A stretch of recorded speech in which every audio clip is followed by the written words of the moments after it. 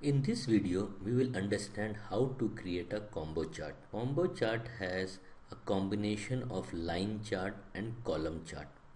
A column chart may display something, whereas a line chart may display another item which is related to the first one.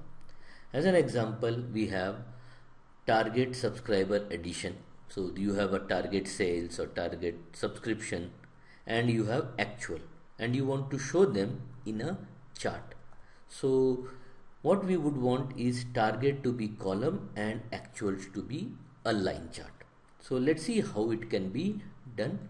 We can select this data, we'll say insert, and this is insert combo chart. So what is this combo chart? Use this chart type to highlight different type of information. Use it when the range of values in the chart varies widely or you have mixed type of data. So let's see what other data you have. So one data we have is this. Using clustered column, highlight different type of information when you have mixed data.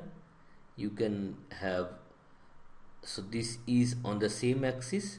When you have information on different axis, then you can use this one, and you can use, as of now I am using this. It's a clustered column and a line chart combination.